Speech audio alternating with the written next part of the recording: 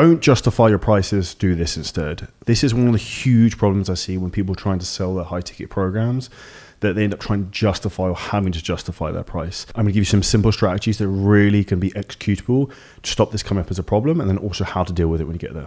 Now, firstly, the big thing we have to look at is ideally not having the price objection come up as a problem. So here's a really easy strategy that I teach with our team, that if they don't even take these basic metrics, I won't even review their sales call.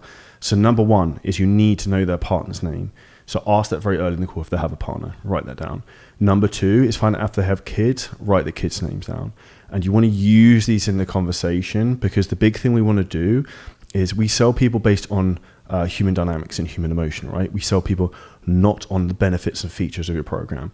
No one gives a shit about your nutrition program. No one cares about your app. No one cares about anything like that.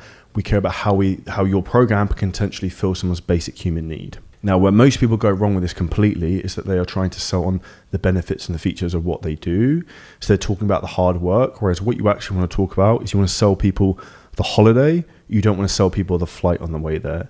And that comes down to understanding the emotions of what people actually want in terms of their holiday. So, for example, if it's a woman who's 34 years old and she's single and she hasn't got any kids or family, probably a very strong possibility she wants to get in good shape to try and find the type of man or partner she wants, to then have a relationship, maybe get married, and then have children. So that's going to be her very strong emotional why of why she wants to get into the best shape of her life.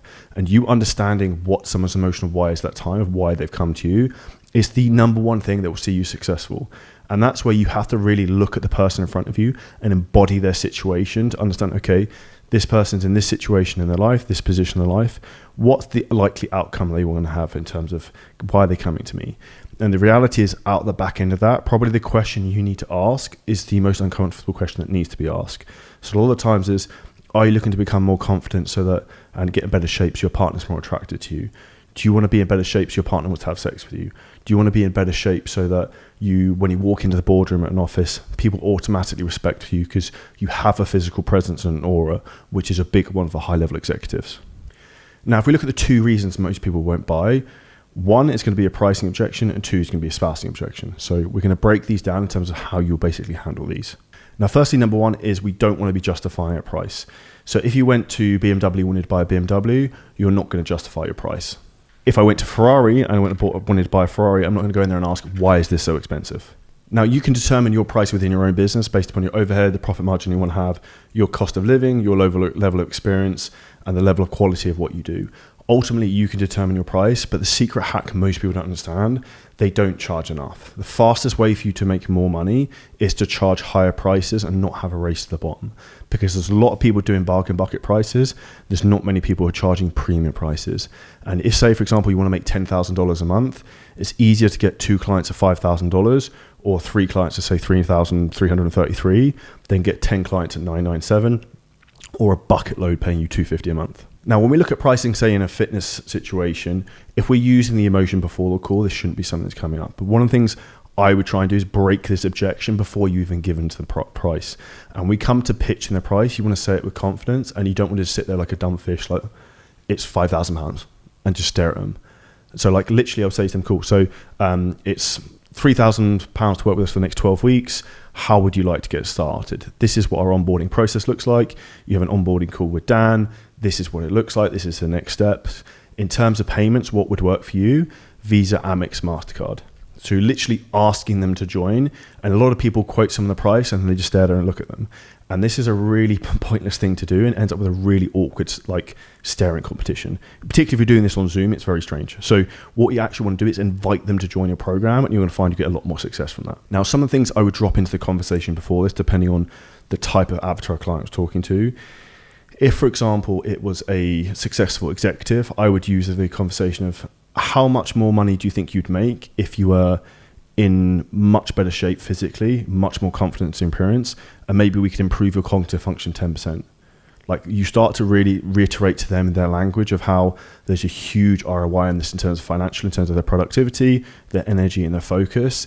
That will make a huge difference to them wanting to buy into this program to become the ultimate level of them and the top 1% human being. And then the second angle I would play is this. I remember being on a flight to Dubai and someone asked me, who I was sitting next to, very interesting dude. He had a business that was basically designing super yachts. I was like, you're very interesting to talk to, so I'm going to speak to you the entire flight. And he was a little bit out of shape and he said to me, Charlie, what can you say to me that would give me the motivation to get in shape and work out? And earlier in the conversation, he told me he had a daughter. I was like, cool. So I was like, Paul, for example, Paul, how would you like to be at your daughter's wedding when she gets married still? As in, like, still be alive. And he was like, you motherfucker. And that's the thing you have to understand, is that as people get older, the biggest thing that starts to realize for them is that life has a finite end. Like, we're all going to die at some point. So if you could say to someone, look, I can add 10 years to your life by changing your habits and improving your health, and then you could be there to see your daughter get married, maybe be there to see her have grandchildren, that's a completely different conversation, and then money isn't an objection. Now, if you do get an objection, the big thing that we teach people to do is to sell for paid up front, so paid in full. Don't sell paid monthlies. That's literally how you stay poor. So we get people to say 6 months, 12 months for their programs up front in one payment. And if you end up in a situation where a client can't financially commit to that, two things. One, I would say to them, okay, cool. I can appreciate, Paul, that you can't maybe do the 12-month commitment.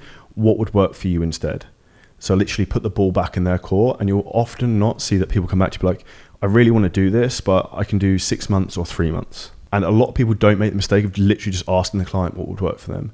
And you really want to put the ball in their court so that they feel in control of the situation, you're not pushing them. In some respects, what I would also do, depending on the person, is what's called a push-pull technique. So if you literally push someone away and they're hesitant in terms of pricing, be like, to be honest, Paul, maybe this isn't for you, and everything you said in this call, like, you don't really want to get in shape and you don't really want to be like the top 1% person like you said you're going to be, you're pushing them away. And then they're like, no, I do. And then they literally end up pulling themselves back into it and selling themselves. So this is where, like, you want to get them to identify throughout the call earlier on that they've said they want to achieve this because of X reason and Y reason, and then use that at the end of the call to reinforce, like, this is what you said you wanted to do. Do you no longer want to do this? Because this is basically what you're telling me. Now, the second biggest objection you tend to get in particular from men is a spouse objection. So I need to talk to my partner. I need to run it by my wife. Me and my partner run all our finances together. Like, okay, cool. I completely appreciate that, Paul, in this instance. So Paul, would your wife be opposed to you getting in better shape? So the word there that's very powerful is opposed. Opposed is directly against. So you're almost trying to play them off against each other in that respect. So oppose is the magic word you want to use, because what's he going to say in that situation? Yes, she doesn't want me to get in better shape. Well, why would she not want you to be healthier and live longer? So this is a big framework I would really use in terms of how to get the guy to realize, or the lady to think, shit, like, I need to do this for myself. And the second thing would be, if it's say from a business point of view, would be, would your partner be opposed to you making more money, being successful, being a better provider, providing more for your future family and kids? And if they come back and it's still an objection on that side of things, particularly if you're talking to a man, the best thing you can say, which is the most emasculating thing, particularly if an entrepreneur will break them, is how much are you willing to pay, how much are you willing to spend without asking your partner's permission? Because suddenly they're going to say, fuck, like, I work all these hours, I earn all this money, and I can't even spend my own money to improve myself. That's a huge framework that really will tend to push a lot of people over the line. Or like, fuck it, I'm in it, I'm just going to do it. And that's where a lot of people, they need you to push them to take the first leap. Because if people have struggled to get in shape or achieve a business goal over the last few months, few years, the reality is they're not going to do it on their own. Because if they could already do that and take that step, they would have already done it by now. And that's why it's your job to help push them over the line and give them the opportunity to change their life. Now, the last thing to remember here, which is critical, and I would literally write this down. So put this on, get pen and paper, put it on a computer screen. Closing rate equals closing skills, sales skills, times certainty. How confident you in the program, how confident in the results. You want this to seem like an absolute no-brainer. It's like when I speak to a fitness trainer and wants to grow an online business, I have 1,000% certainty I can help you do it because I've done it myself. You can see the 2 Comma Club awards on the wall, that I don't live in my mum's basement anymore. And the reality is that we can help you do this because I've personally done that. And when you have that certainty when you speak to prospects, it's physically impossible. They can't feel that emotion and the confidence you have, because the confidence will come across on the call and give them the confidence that, shit, I need to do this. He's worked with X amount of people beforehand. These are the type of results I can get. Now, for you listening to this, how do you get that type of confidence? What I would do is I would get the top 3 to 5 client results I've ever had. Testimonials, written feedback, voice notes, whatever, and listen to it before every single sales call. And what you want to do is you want to story tell about these people within that call. just drip feed in of how you help this person do the same thing, how you help X person do the same thing, who has the same challenges as the person you're speaking to. And this is the quickest way to actually get customer buy-in when you've got a prospect on the phone, because you're going to tell stories which are relatable, and stories are the biggest thing that sell. Now, to summarize, things you need to do, things you need to take from this video. 1, you need to take partners' names, kid names, write them down, use them in the conversation.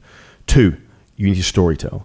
Storytell throughout the whole thing about yourself, client results, make it relatable so they can understand. And then 3, when it comes to pricing, don't take bullshit from people. Ask them to join the program. Like, actually don't just sit there and blankly stare at them. If the price doesn't work, offer them a solution and even payment plans and try and break it down. Ask them what they can afford and try and make it work. And then the last thing you need to think is this. On every sales call, someone is getting sold, either the seller or the buyer. And is that going to be you? If this video was helpful, smash the like button. Drop a comment below with any questions. If you want more sales training tips like this, and make sure you subscribe to the channel.